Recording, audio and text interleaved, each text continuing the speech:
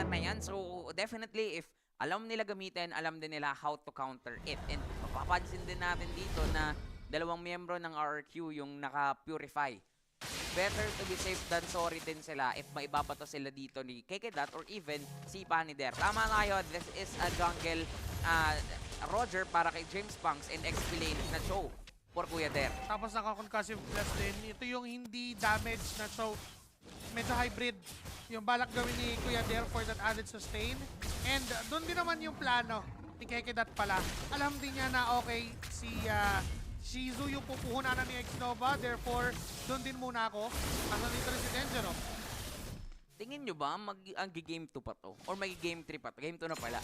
Game 2 na, hindi pa ako nakakamove sa game 1 eh. Tingin nyo ba mag-game 3 pa to? I-comment nyo naman dyan sa baba. Kasi parang first blood na, kuha nga agad-agad ng Lazy Esports. Mukhang alam talaga nila paano pagaganahin yung lineup nila. Yung Johead, no? Parang kabisado ni Kuya Keke.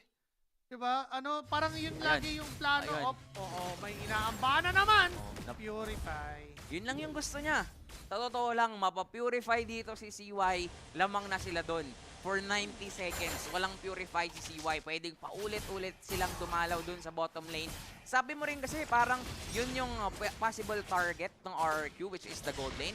Pero ganun din yung ginagawa ng Lazy Esports. Because they know na yung Grak and Johead, early game heroes. Early game rotators sa kahit anong lane sa mapa dito ng MLBB. So, alam nila, paunahan na lang talaga mag-rotate. Tsaka for Xnova, hindi pwedeng lagi ka nagpapakita sa Johead. Kasi kapag natatimingan niya yung power of nature, alam niya kung kailan i-go. Alam niya kung kailan tatawagin yung kampi niya na, okay, may umaaligid na Grak, wala tong first kill. First natin. And now, it's gonna be Perks na mukhang pupuruhan na Lazy Esports. Win-burst down, agad-agad. Makakatalon pa rin naman doon sa likuran. Naka-flicker out! Ngayon si Chov Skirt. Pero mandun lang din naman si Kapitan Mingwin using that alien. Nilapag si Didi dito to burst down the Lord. Sipa! Sinipa si Denjero. Mukhang kaya din naman i-burst down. The juggle of the crowd control is really enough para pabagsakin ng dalawang miyembro ng RRQ ngayon. Pero si Kapitan Mingwin na naman ang makakasecure ng objective na Turtle. I must say, grabe yung ginagawa ng Lazy Esports. That's a Sipa ejector play na perfectly timed to take down Denjero. But Mingwin is perfectly timing also yung damage output na binibigay niya. Alam niyang may chance ang makuha niya. Hindi niya tinanggal yung alien. Feeling ko nga anytime soon makita na natin si Kapitan Mingwin na nasa jungle. Wala pang retry, nakakasecure na ng objective. Kinakabahan na si Kuya Denjero eh. Kap, ano bang gusto mo? Palit na ba tayo ng role? Pero ngayon ang gusto nila yung ibaba. Si Shizu muna, yung bigyan ng pressure. Wait lang ha, kasi papunta rin naman doon si Kekedat. And ito yung maganda para sa RRQ naman. Nakita natin na yes, they are behind by kills, pero kung usapang objective kasi, kung usapang control and playmaking, lagi silang may ginagawa. Lagi din naman dahil for Lazy Esports, ang gusto ni Kekedat dito all the time ay kumuha ng pick-off. Kapag may nakikita siya at up yung flicker, up yung ejector, may gagawin siyang masama. At yung ginawa niyang mabuti, eh yung pag-hold dun sa minion waves ni CY. Sabi nga ni Shanshan, bilang hula ng madla, 1-1. Kasi nga, Shanshan. Tama, kaya 1-1 din. Gala ko nga si si Shanji, si Shamford. Hindi po, Shanshan duo. Iba yun po. Pero 1-1 yung niya. 1-1 yung hula niya dito. Naniniwala siya na Lazy Esports yung makakuha ng game number 2. And 3-0, hindi naman malabo na Lazy yung makakontrol sa game. Pero hindi din kasi malabo na alam ng RRQ na okay lang sa kanila yan. Oo, tsaka ano yung nangyari nga nung game number 1? Di ba? Teka lang, may wild charge na. Nandun yung DD, sabay lapag agad. Talaga ng mga skills. Pero mamamatay pa rin si Kuya Denjero sa likuran ng target pala ni Der, si CY lang. Kaso lang, siya naman ngayon yung pupuntiryahin ng tatlo. Make it 4 kasi nandyan na si Kapitan. Tapos nag-purify si Cap para hindi agad masipa if ever sisipain man siya ni Kuya Der. Actually, wala na palang sipa si Der, pero just to be safe than sorry. Tama, lagi namang prevention is better than cure. Ganun lagi yung plano, pero mukhang yung turtle ay hinahawakan pa rin ng Lazy Esports. Okay, Even though ganoon. oh, point, teka lang, may nakakonceal. May babato! Nabato si CY. Tapos na first down ni Job Skirt. Pati ni KK Dot. Yung mismong entropy din kasi. Buhay pa! Si Tizu. Mabubuhay pa nga si KK Dot. Talo naman si Ferds. Dun sa likuran, pinatay lang si Kuya James Punks. Kung ikaw may million moves, ako naman may million jumps. RRQ makakasecure ng turtle. The man with a million moves, tsaka the man with a million jumps. Ang daming ano naman kasi Anli na yan. Sa sarili niya na yung nagpuprok nung mga patalon-talon, yung Infernal Pursuit ng isang Phobius. At kaya naman yun yung lakas na pinapakita ni Ferds ngayon. Yung zone, sobrang taas na potensyal para sa isang Phobius. Talagang harapan lang niya. Kaso minsan delikado yung pagharap-harap na ganyan. Apat kasi din yung nakaabang eh. Pero nandun naman din si Tizu. Nandun na naman yung alien ni Kapitan Mingpin para lang mapalayo yung kalaban. Para lang mapigilan ang Lazy Esports. Alam namin, meron ng bagyo ngayon. Kaya ito, signal number 2. May alien na nilapag. Alien na agad yung signal number 2 pa lang. May alien na nakasama yung ulan. Ganun na yung gusto eh. And for Lazy Esports naman, they have to really be aggressive at ituloy lang ng ituloy kasi umaabot na sa puntong nakakahabol na yung RRQ eh. Nakikita nga natin na sa totoo lang kahit na lamang sa kills ang Lazy, Uy. yung RRQ kasi nananalo sila sa objectives. 2 turtles na yung nakuha nila, pangatlo, hindi malabo kung saan nila din mapunta. So for Lazy, they really need a pick of first before tayong makita ng Uy, objective eto na yata. takedown. Ito yata yung pick off na nun, pero ni-retry na ni Kuya Dengero. Sa likod pala yung sipa kay First. Tinatry nilang i-first down May yung target. laser, pero talon na naman ang talon si Kuya mo. First, mabubuhay hanggang sa ngayon. Mamamatay pa nga si KK Dot at tuloy yata yung tapa Randomize. ngayon ng RQ. Dengero on the front. Pero si Kapitan Mingwin pa rin makakasecure ng kill na yon. Hindi na nga muna aantayin yung turtle kasi Torre muna ang gusto nilang kunin. Yung ginawa ng RRQ for the past 7 minutes, lagi lang silang okay. Wag lang tayong papalamang ng sobra. Lagi lang tayong kuha ng mga kaya nating kunin kahit natatalo tayo doon sa trade-off. Basta pag dumating yung perfect timing na nakakuha tayo ng isang magandang pick-off, yun na yung time. Doon na tayo aalagwa. Doon na tayo o-overtake sa kanila. And yung turtle, nakuha na nga ng RRQ kahit tulad ng sabi mo. And for Kekedat, medyo nahihirapan siya kasi si Ferds na mismo yung humaharap sa kanya eh. Alam talaga ng RRQ yung tamang panahon. Feeling ko kung nagkasabay ang RRQ kahit to sa Pinas at Aldab Nation, baka nagkatuluyan pa yung dalawang yun. Pero hindi ganun yung nangyari. Boss! Ibang panahon kasi. Iba. Ibang panahon. Ibang timeline. Kahit nga masama yung panahon for RRQ, nag-iinit pa rin talaga sila. And for Lazy Esports, sila naman yung kailangan mag-tiis dito. They have KK they have there with those setups. So anytime, alam mo yun, makaka-expect din naman sila ng play mula dito sa dalawang kakampi nila. Parang ang nangyari, napaaga yung pag-fall down ng power spike nung Johet. Boom! Naiba to ngayon. Si X-Nova makakatakas. No, sir! Nanlambot yung bato, pero kapalit ng buhay nin ni KK Dot. Andito na yung mga miyembro ng Lazy. Pero alam pa rin talaga nila yung mismong sakit nung alien ni Kapitan Mingwin. At ngayon for Lazy, hindi na nila ipipilit yun. 1-for-1 trade, roamer para sa roamer, Lazy Esports, nagtitiis hanggang sa ngayon. Tsaka yun na yung natutulog na problema ng Lazy Esports, no? Yung alien. Kasi kahit anong engage na gawin nila, makigulat ka na lang may nakaharang na alien sa harap mo. Si Der, bago makapasok, tumatamo ng mga 3 segundong damage mula sa alien. Diba? Even itong si Kekedat, kapag naipit siya sa gitna, after niya gawin yung trabaho niya na, okay, engage tayo, mag-ejector ako ng isa, automatic parang kinukuha siya pabalik ng RRQ kahit to. And this time there, nakita niya yung papalapit na miyembro ng kaharian. Kaya aantos na rin naman ng tuluyan, naka-group up na ang RRQ Kingdom. Nakikita nga natin na paulit-ulit kasing gumagawa ng play yung RRQ. Ito yung na-point out na rin natin kanina. That even though that they are behind, paulit-ulit silang sumusubok. Diba? Yun yung kasabihan natin eh. Try and try until you succeed. Succeed, hindi until you die. Kasi for now, ang pagkakamatay dito, kasalanan na. Diba? Maaga na kasi late game ngayon eh. Dahil sa assassin meta. Pag 9 minutes, parang late game na para sa'yo yan eh. Mamaya pa maglalaro si Sinful pero kasalanan na. Baka mapuno ka rin ng kasalanan kapag namatay ka ngayon. So for Lazy, nagiging maingat din sila. Especially, kailangan nila dito si Shizu. Ngayon, si Der, sumisilip. Ito yung sinasabi natin, di ba? Kapag ikaw ay explain, ngayon sa current meta, ikaw ang second roamer. Oo. Ikaw ay isa ding taga-setup. Kaya naman nag-aambahan tong dalawang to. Look Okay, at burst. first. Iba na yung istorya ngayon na first down agad-agad. Wala nang ang contest na nagawa pa ang Lazy Esports. First, popping the vengeance at mukhang kakalmutin lang din siya dun sa likuran. Kahit tumalon ka, kaya kang kalkalin ni Kuya mo James Punks. May conceal play, nagkakabol mga miyembro ng Lazy. Ang sipag nilang habulin ang RRQ pero hindi na nila ipipilit. Hahawakan lang pala ni KKDat yung pesto. Teka. Inagat lang nung aso doon ni Ay, Denjiro may pero ano! nabato pa rin siya. Nandun na rin yung sipa. What a beautiful pick-off mula dito sa Lazy Esports. Pagkasipa, na ejector, na frozen, hindi na nakagalaw yung Denjiro. Ngayon for RRQ, kahit still they have the Lord. Kahit papano ay makakapush pa naman sila din, makakabasag ng outer turrets. Pero ang mahalaga for Lazy Esports, kaya nilang gawin pa rin yung pick-off nila. Kaya pa rin nilang pumitok kahit isa. And if that pick-off will go to the right person, pwedeng madali ang RRQ kahit dito if ever na si Mingwin yung mawala. If ever yung carry yung mawala. Ay! Tulad niyan!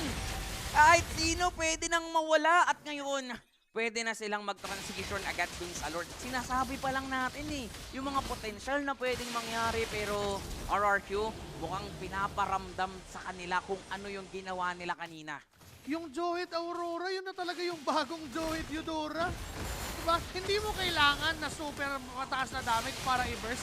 Ang mahalaga, pagkabato, hindi na makakatakas yan kung sino man yan. Diba? Even the Grak, natunaw na lang din. Well, syempre, nandun din naman yung damage na ibang members na Lazy Esports. Pero, paano nga kung kay Sai mangyari? Paano nga kung kay Mingwin mangyari? Although, yes, may Purify sila. Paano kung matimingan na wala silang Purify? Saka what if yung sipa nga kanina, di ba? Tapos injector, kumukombo. Parang kahit ini-enough yung isang Purify para dun sa dalawang crowd Yun controls na na meron ng Lazy Esports. Plus, nandun pa yung stun or frozen na mga galing kay Chobskirts. Hindi enough yung isang Purify sa totoo lang.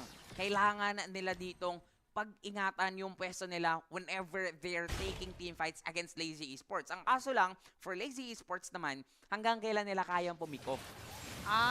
May hangganan ba? Yung pag-pick off o talagang yung hangganan ay hanggang sa mapanalo nila yung laban.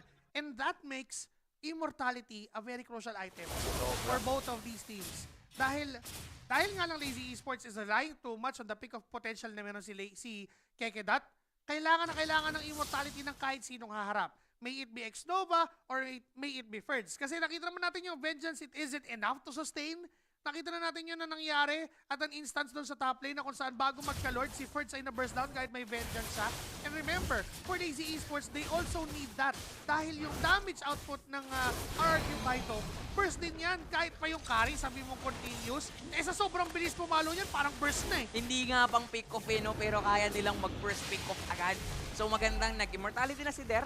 Kabibili niya lang dito, which is tama ka Parehas silang kailangan ng immortalities. Ang kaso lang, wala pang may immortality yata sa ngayon for RRQ Kaito. Oo. Mukhang idadaan na lang muna yata sa galawan. May Vengeance naman available si Ferds. Anytime kasi pwede tayong makakita ng laban at aksyon. Pero yung mga pwestuhan ng mga roamers nakikita natin. For KKDat, this is a counterplay Johed yata.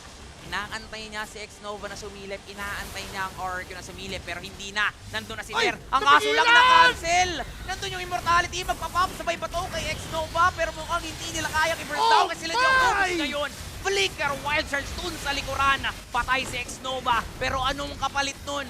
Buhay ng tatlo yung miyembro at tuloy yata ngayon ang RRQ Kaito sa pag-secure ng Lord. Xnova lang mamamatay, tatlo ang kapalit sa Lazy Esports. And series of counter engages. Andun yung pagpasok ng flicker ni Der. Tapos na-cancel yung Siba dahil dun sa hatak ng Phobius yung second skill niya. And after nun, nandun din naman yung Frigid Laser ni Chomskirt. Kaso may counter wild charge mula kay Xnova. Kahit pa ibigay niya yung buhay niya, kahit pa siya yung naibatot na ejector, okay lang for RRQ Kaito kasi buhay pa rin naman si Sai at si Kapitan Mingwin. Grabe naman din si Kuya Shiwai. Tuloy lang sa pag-push, popping the ulti para lang hindi na talaga kahit papano magkaroon ng mataas na buhay dito yung Torre ng Lazy Esports. Ang bilis lang din. Grabe. Mabilis lang din. Matedepensahan ng Lazy Esports yung kanilang base. Pero for RRQ Kaito, that win on that team fight is a really big win para mas mapalaki nila yung lead kontra sa Lazy. Ang tanong, gaano katagal pa aabot ang game na to? Kasi nakikita natin yung damage ng Lazy Esports, parang kaya pang tumipensa dito. Nagmamadali yata ang buong miyembro ng Ay! RRQ. Si Siwa yung nakita, pero sige, si Dangero na lang. Pinagaw! Nandun yung wild charge mula kay Xnova. Gusto niyang isalba yung tropa niya, pero hindi na yata kaya. Naghahabol ngayon yung Lazy Si Esports. Dir! Nandyan yung Didi, nandyan yung Alien ni Kapitan Mingwin. At siya yung pupuntiryahin. Nag-U-turn na naman yung Lazy. Akala mo nasa Commonwealth pa uwi ng bootcamp. Si Kapitan Mingwin, tinala. O gusto mo dito sa bootcamp? Tara muna, bisita ka muna. Pinabisita ng Lazy si Kapitan sa bootcamp ng Lazy Esports. Kaya naman dalawa na lang ang matitira for RRQ Kaito. And again, gaano katagal pa ang aabutin ng game na to dahil buhay na si Xnova, buhay na rin si Dangero. For sure, kahit pa paano makakadepensa ng inhibitor turrets, pero outer turrets mukhang makukuha na ng Lazy Esports. Saka yung confidence yung tapang na nakukuha nila because of those plays. Hindi pa rin sila sumusuko dito sa laban. Puso lang ng puso. Attendance check po, nandyan po ba si Chantel at si Brigida sa venue? Parang tumatagal po eh. Parang lumulong games tayo eh. Parang kailangan na yata natin ng anti-Chantel and Brigida powers. Pero ngayon, for Lazy Esports, ang kailangan nilang gawin dito yung ginagawa ng RRQ kanina ng Game 1. Yung gulat, yung sama-samang gulat. Knowing na up yung flicker ni Kekedat dito, pwede silang bigla-bigla na lang nabigyan kahit sino. Huwag kayong magugulat pag kami din nagulat, ha? Oo, kasi, nakita. Nabiso na ni Xnova. Pero magkaiba ng pwesto eh. Nasa baba yung buong tropa ng Lazy. Nagkakatago-taguan. Commonwealth sa Lazy. Santa Santa Lucia Lucia. sa RRQ. Ibang iba yung meet-up pero yung landmark nandito. Nandito yung Lord. Ito yung eyeball. Ito yung meeting place. Grand Eyeball. Ano ang ETA? Ano ang estimated time of Ay, arrival? ay. Sinimulan ni Xnova. Ang kaso lang, nagkamali yata. Kasi nga naman, madedelay ng konti. Tinatry nila i-burst down yung Lord. Nandun yung Faded Glacier sa likuran. Pero sa zone na lang daw ni Kuya mo first. Nandun din yung flicker na Sipa ngayon ni Kuya Der. Xnova is down. First on the backline. Jump lang ng jump. Tinulungan pa nga ni Kekedat. Gusto mong tumalon? O ito tumalon, ejector ka muna. Lazy Esports, kompleto sila ngayon. At mukhang hindi na makakakontest pa ang kaharian ng RRQ Kaito. What a beautiful counterplay mula sa Lazy. What a beautiful ML na nakikita natin. 18 minutes of action. Game 1, for the record, 20 minutes. So, mabibit ba ang record ngayon? Natatagal o tatapusin na dito ng Lazy Esports because they have the better chance. This is a level 3 na Lord, if I'm not mistaken. Ayan na ang mga hula ng madla. Yung pag lumalamang na yung mismong sinusuportahan nila, lumalabas na talaga. 1-1 daw. Shoutout sa'yo kanina, hindi ko na nabasa yung pangalan mo. Pero eto, naniniwala pa rin si Kuya Tin. 2-0 for RRQ. Pero kaya ba talaga? Eto, binalik. Salamat sa ating prod team. Awel Abda. Ang hirap na. Oo, ang hirap basahin. Si AUE Labda. Pero ngayon, it's time na ba for Lazy Esports na tapusin at i-extend ang serye to game number 3? Kakatok yung Lord. Hindi na madedepensahan pa. Sinaraduhan pa nga eh. Diyan lang kayo sa Commonwealth. Diyan lang kayo. Pero hindi mapipigilan yung sipag at agap ng buong Lazy Esports sa pagkatok sa base ng RRQ Kaito. Meron pang mga parating na minions. These are upgraded minions. Nandyan, si Kekedat nag-conceal sa harapan. Dito, binato si Ferds. Ang tanong, kaya bang i-burst down? Frigid Glacier, magagamit lang din naman. Pero parang yung depensa ng RRQ, yung mangingibabaw. May sipa kay Dangero, pero parang hindi nila mababurst down. Talo na naman si Ferds. Immortalities are popping after immortalities. Nakapatay si James Box ng isa.